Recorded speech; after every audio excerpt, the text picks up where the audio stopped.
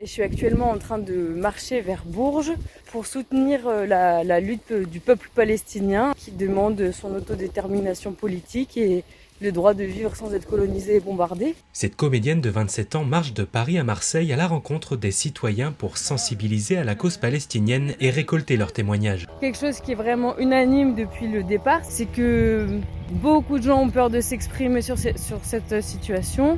Je constate qu'il y a beaucoup d'amalgames qui sont faits entre la population palestinienne et une espèce d'islamophobie, racisme ambiant qui a tendance à croire qu'un Palestinien c'est un terroriste islamique. Ça, je l'entends pas mal. Il y a des gens qui soutiennent la cause. Fanny est partie de région parisienne le 15 octobre 2025. Elle marche entre 15 et 25 km par jour et évoque le génocide avec les personnes rencontrées. Il y a aussi de la désinformation qui empêche la population de comprendre cette histoire.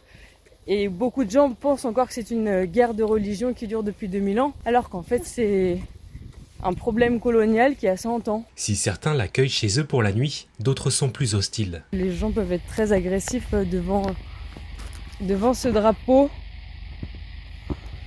que du coup je ne sors pas tout le temps parce que des fois je sens bien qu'il me met en danger.